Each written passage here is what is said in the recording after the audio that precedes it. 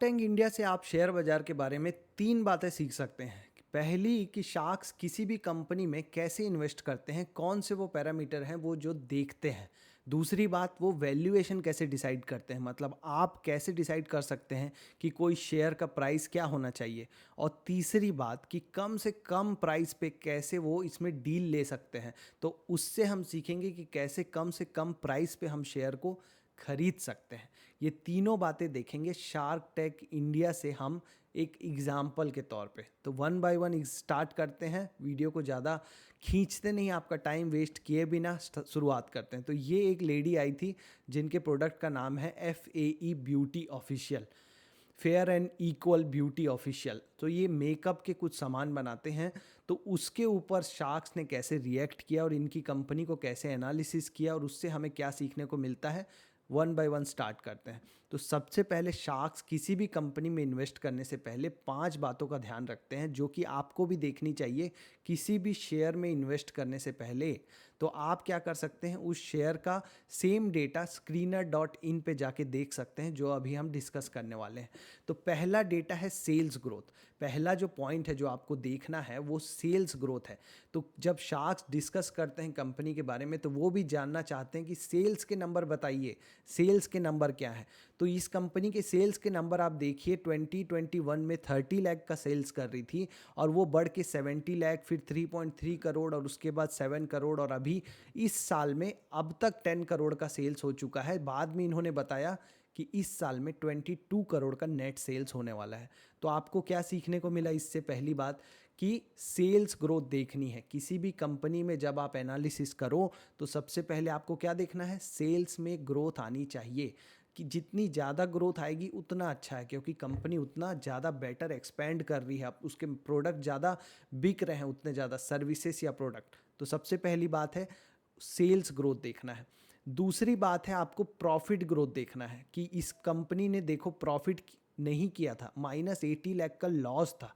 ये लॉस 4 साल तक रहा और फाइनली यहाँ पे आप देखो 23-24 में लॉस कम हो गया। सेल्स 7 करोड़ का है, लॉस 80 लाख का है। लेकिन 24-25 में फाइनली कंपनी का प्रॉफिट आ गया, 1.25 करोड़ का प्रॉफिट आ गया।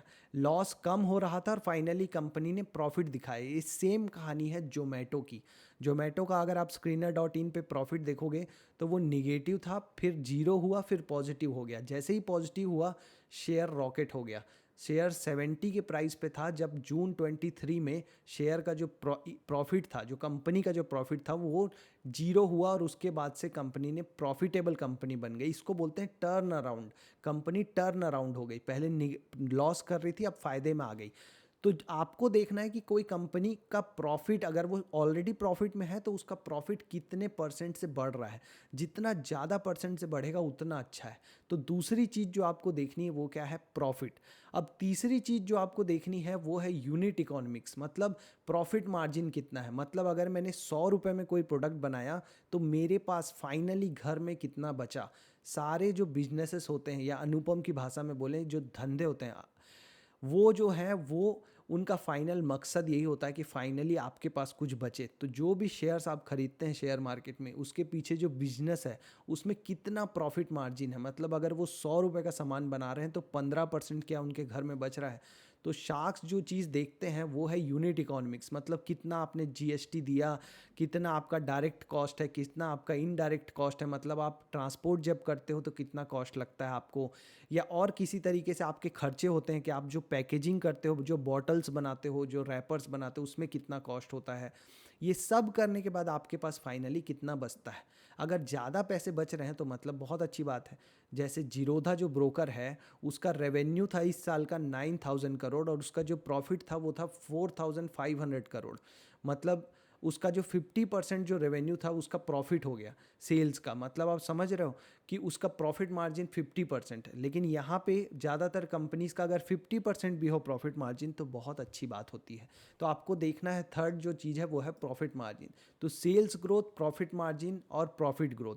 अब चौथी चीज़ जो शार्क्स देखते हैं वो है कि फाउंडर की कैपेबिलिटीज़ क्या है। जैसे शेयर मार्केट में हम बात करते हैं कि जो मैनेजमेंट है क्या वो केपेबल है, क्या उसका कोई विज़न है, क्या वो उस बिज़नेस को बड़ा बनाना चाहता है। तो शार्क्स भी देखते हैं कि जो फाउंडर आया है उसमें कितना जीतने की इच्छा है, या वो कब, जब उसके जो फेलियर्स आए होंगे, जब वो लॉस में था, तब उसने कैसे रिकवर किया, उसने कैसे बिजनेस को संभाला, आगे उसका विज़न क्या है, क्या वो छोटी मोटी कंपनी बन के रहना चाहते हैं, क्या वो मतलब वो उनके जो प्लान्स है वो बिखरे हुए हैं, वो कई डायरेक्शन में सोच रहे हैं।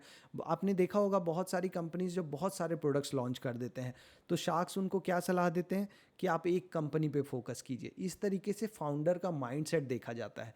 तो हमें भी देखना चाहिए, पढ़ना चाहिए कि किसी बिजनेस में हम जब इन्वेस्ट कर रहे हैं तो उसका जो मैनेजमेंट है वो क्या सोच रहा है।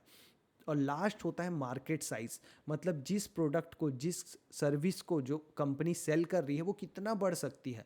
मान लो कोई एक प्रीमियम ब्रांड है जिसके टोटल कस्टमर ही इंडिया में होंगे कुछ 1,000 लोग, तो वो कंपनी ज़्यादा एक्सपेंड नहीं कर पाएगी। लेकिन अगर कोई ऐसा प्रोडक्ट है जो मास प्रोडक्ट है, तो उसके लिए बहुत बड़ा मार्केट साइज होता है, एक पूरा समंदर होता है। तो विजय केडिया जी भी कहते हैं कि वो ऐसी ही बिजनेस में दांव लगाते हैं जिसके पास खेलने के लिए, फैलने के लिए पूरा समंदर हो, तालाब की मछली ना हो। तो ये हो गई 5 बातें। इन 5 बातों का ध्यान रख के जब आपको कोई कंपनी पसंद आ जाती है, समझ लो ये कंपनी पसंद आ गई शार्क्स को, या तो आपको पसंद आ गई कोई कंपनी शेयर मार्केट में जिसमें आप इन्वेस्ट करना चाहते हो। अब बात आती है कि आप कितने प्राइस पे इन्वेस्ट करोगे। कोई भी प्राइस तो नहीं दे सकते ना। ये फाउंडर आके इन्होंने आस्क किया 1% फॉर 1 करोड़, मतलब कि 100 करोड़ का वैल्यूएशन लगाया इन्होंने अपनी कंपनी का। अब शार्क सीधा 100 करोड़ तो नहीं दे सकते। उनको भी पता है कि जो फाउंडर है वो मैक्सिमम वैल्यूएशन मांगेगा, लेकिन उनको मिनिमम पे रहना है। तो दूसरी बात ये है कि वैल्यूएशन कैसे डिसाइड करते हैं शार्क्स। तो उसके लिए 2 तरीके हैं, या तो एनुअल सेल्स के नंबर से या एनुअल प्रॉफिट के नंबर से। तो यहाँ पे आप देखो, यहाँ पे अमन ने ऑफर किया 1 करोड़ फॉर 3% इक्विटी, मतलब 33 करोड़ का वैल्यूएशन दिया। अब ये वैल्यूएशन कैसे आया, तो इस वैल्यूएशन को निकालने के 2 तरीके हैं। पहला, जो कंपनी का जो एनुअल सेल्स है, यहाँ पे इन्होंने प्रोजेक्ट किया था 22 करोड़ का सेल्स होगा हमारा 24-25 में, इस साल में। तो कोई भी कंपनी का जो एनुअल सेल्स होता है ना, आप भी जब शेयर मार्केट में किसी कंपनी में इन्वेस्ट करते हैं तो एक बार screener.in पे या और कोई साइट जहाँ आपको फंडामेंटल्स देखने को मिलते हैं, आप उसका जो एनुअल सेल्स है उसका नंबर निकालिए, और उसका 2 या 2 से 2.5 टाइम्स, 2 और 2.5 टाइम्स के अंदर अगर मार्केट कैप है, अगर किसी कंपनी का टोटल सेल्स है 22 करोड़, तो इसको आप 2 या 2.5 से मल्टीप्लाई कर दीजिए, तो कितना आएगा 44 करोड़ या तो 55 करोड़। तो 44 से 55 करोड़ इसका वैल्यूएशन होना चाहिए। तो अमन ने क्या ऑफ़र किया, आप देखिए पहले 33.3 करोड़, क्योंकि अमन चाहता है इसको बहुत कम वैल्यूएशन पे ले, इसलिए उन्होंने बहुत कम ऑफ़र किया। दूसरा एक तरीका है, आप एनुअल प्रॉफिट के टर्म्स में इसका इसका जो मार्केट साइज़ है वो मार्केट कैप निकाल सकते हो, वैल्यूएशन निकाल सकते हो। वो कैसे, आपको प्रॉफिट का मैक्सिमम 15 टाइम्स, इसी को हम पी रेशियो बोलते हैं, जो 15 से 20 का पी रेशियो बहुत अच्छा होता है बोलते हैं ना, वो यही है। तो कंपनी अगर साल में 3 करोड़ का प्रॉफिट कर रही है, इस 22 करोड़ में मान लो कंपनी 3 करोड़ का प्रॉफिट कर रही है, तो आप अगर उसको 15 से मल्टीप्लाई करेंगे तो आएगा 45 करोड़। तो जो वैल्यूएशन दे सकते हैं वो है 45 करोड़ कंपनी को। अब इससे आपको एक और चीज़ सीखने को मिलती है। आप और हम जो शेयर का प्राइस देखते हैं वो शेयर का प्राइस देखना बंद कर दीजिए, आप टोटल मार्केट कैप देखना चालू कीजिए। एमआरएफ का शेयर 1,20,000 रुपये का है, लेकिन उसका टोटल मार्केट कैप कितना है, कुछ मेरे ख्याल से 36,000 करोड़ रुपीस। लेकिन एचडीएफसी बैंक का शेयर है 1,700 रुपये का, और उसका टोटल मार्केट कैप है 14 लाख करोड़ का। आप शेयर के प्राइस के टर्म पे अगर देखेंगे तो आप बोलेंगे कि एमआरएफ महंगा शेयर है, लेकिन एक शेयर का जो प्राइस होता है उससे पता नहीं चलता कि महंगा है कि सस्ता है। टोटल मार्केट कैप देखो।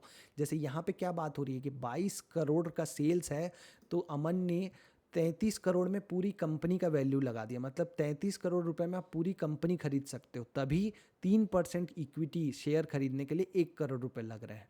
तो आप भी देखना चालू करो कि टोटल कंपनी कितने में आएगी। अब वो वैल्यूएशन कैसे निकालना है, जो टोटल सेल्स है, एनुअल सेल्स, उसका 2.5 टाइम्स, या तो टोटल जो प्रॉफिट है एक साल का उसका 15 से 20 टाइम्स। तो ये देख के अब तीसरी बात क्या आती है, अब तो आपको पता चल गया वैल्यूएशन कैसे निकालना है। तीसरी बात है कम से कम वैल्यूएशन पे कैसे लेना है। अब देखो शार्क्स क्या कोशिश कर रहे हैं कि 33 करोड़ की वैल्यूएशन दे, जबकि हम यहाँ से निकाल के आ रहे हैं 45 टू 56 करोड़ का वैल्यूएशन तो बनता है। कंपनी बहुत अच्छी है, प्रॉफिट बढ़ते जा रहा है और अब ये बढ़ता ही जाएगा। तो उनको भी पता है कि अगले साल तो इसका जो प्रॉफिट है वो एक जो 22 करोड़ का जो इन्होंने सेल्स किया है, ये सेल्स के नंबर 40 करोड़ हो जाएंगे। जब सेल्स के नंबर 40 करोड़ हो जाएंगे, तब अगर 40 का 2.5 करोगे तो 100 करोड़ की वैल्यूएशन आएगी। उनको भी पता है, इसलिए वो लेना चाहते हैं, लेकिन वो फिर भी बिल्कुल कूद के ऐसा नहीं कि 67 या 70-80 सीधा ही दे दें, वो ट्राई करेंगे कि कम से कम वैल्यूएशन पे मिल जाए। ऐसे ही आपको भी ट्राई करना चाहिए कि जब मार्केट करेक्ट हो उस समय में उसका अच्छी कंपनी का शेयर लूँ, ऐसा नहीं कि कोई भी वैल्यूएशन पे ले लूँ। ज़्यादातर लोग क्या करते हैं, पी रेशियो 100 का 200 का चल रहा है वहाँ पे भी जाके शेयर ले लेते हैं। ये लोग क्या कर रहे हैं, 15 का पी भी नहीं दे रहे हैं, 10 का पी, 12 का पी। आप देखना नेक्स्ट शार्क टैंक का एपिसोड और देखना एनुअल प्रॉफिट कितना हो रहा है। अगर एनुअल प्रॉफिट 1 करोड़ होगा ना कंपनी का, तो ये लोग 10-12 करोड़ से ज़्यादा नहीं देंगे उसको। उसके बाद अगर फाउंडर अगर लड़ेगा अपनी इक्विटी के लिए, तो उसको बढ़ा के 15 करोड़ 16 करोड़ तक जाएंगे, मतलब 15 का पी, 16 का पी। आप क्यों जाके 50 का पी दे देते हो किसी भी स्टॉक को? क्योंकि इनकी बातें आपने सुनी है कि अगर मैं इतनी हाई वैल्यूएशन पे खरीदूंगा तो मैं एग्जिट कैसे करूंगा। तो आप क्यों नहीं सोचते कि अगर आप इतनी हाई वैल्यूएशन पे करेंगे तो एग्जिट कहाँ से लेंगे? भले ही आप 1% शेयर नहीं ले रहे कंपनी के, 3% नहीं ले रहे, तो क्या हुआ, जितने भी ले रहे हैं आपको ये मैट्रिक्स देखना चाहिए। फाइनली देखो 66 करोड़ तक फाउंडर ने खींचा, क्योंकि इक्विटी उसके पास कम थी, उसने भी लड़ाई की, तब जाके फाइनली 66 करोड़ का वैल्यूएशन उसको मिला। अब ये लोग भी बेवकूफ़ नहीं है, इनको पता है ये 66 करोड़ जो वैल्यूएशन दिया है, ये कंपनी 500-600 करोड़ ईजिली बन जाएगी, इनके पैसे 5-6 गुना हो जाएंगे। तो इस तरीके से सोचना चालू करो। शार्क टैंक इंडिया से भी बहुत कुछ सीखने को मिल सकता है। पहली बात, 5 चीज़ें देखनी है कोई भी शेयर खरीदने के टाइम, शार्क टैंक इंडिया सिखाता है। ये 5 चीज़ें, सेल्स में ग्रोथ होना चाहिए, प्रॉफिट मार्जिन होना चाहिए, प्रॉफिट में ग्रोथ होना चाहिए, फाउंडर की कैपेबिलिटीज़ को देखना है। फाउंडर की कैपेबिलिटीज़ देखना बहुत मुश्किल काम है आपके हमारे लिए, फिर भी आप एक बार देखेंगे पिछला रिकॉर्ड कि कंपनी का ROE ROC क्या मेंटेन है 5-10 साल से, तो आपको समझ में आ जाएगा कि कंपनी के जो फाउंडर्स हैं वो केपेबल है। मार्केट साइज़ क्या है वो तो आप खुद पता लगा सकते हो कि भाई ये जो सामान बिक रहा है, क्या ये 2-4 लोग ही खरीदने वाले हैं या ऑलरेडी इंडिया में आने वाले 10-20 साल में इसकी डिमांड आने वाली है। जैसे अब इलेक्ट्रॉनिक व्हीकल्स की डिमांड आएगी तो उसकी बैटरीज की और उसमें जो भी सामान लगेंगे उसकी डिमांड आएगी। तो इस तरीके से आप जज करिए। जब आपको पता चल गया कि कंपनी अच्छी है इन सारे पैरामीटर को देख के, तब आप उसकी वैल्यू निकालिए इन दोनों पैरामीटर को, मतलब जो उसका एनुअल सेल्स है, क्या वो कंपनी अभी अवेलेबल है 2.5 टाइम्स ऑफ द सेल्स से कम में। अभी एक टायर कंपनी है जो अपने सेल्स से, एनुअल सेल्स के नंबर से भी कम है, उसका एनुअल सेल है 14,000 करोड़ का और वो कंपनी का टोटल मार्केट कैप है 8,000 करोड़। आप कमेंट करके बताइएगा कौन सी है वो कंपनी देख के। और दूसरी चीज़ आपको देखनी है प्रॉफिट, मतलब एनुअल प्रॉफिट का 15 टाइम्स से कम में मिल रही है क्या कंपनी, 15 to 20 टाइम्स, वो सही रीजनेबल वैल्यू होता है। इसके बाद अगर नहीं मिल रही है तो आपको वेट करना है उस कंपनी को वॉच लिस्ट में डाल के कि वो कंपनी आपसे डील करने के लिए नीचे के लेवल पे मिलेगी, तब आप कहिएगा कि डील पक्की। अदरवाइज आप कहिएगा लाइक नमिता सेड कि this is not my expertise, so I am out. मिलते हैं नेक्स्ट वीडियो में।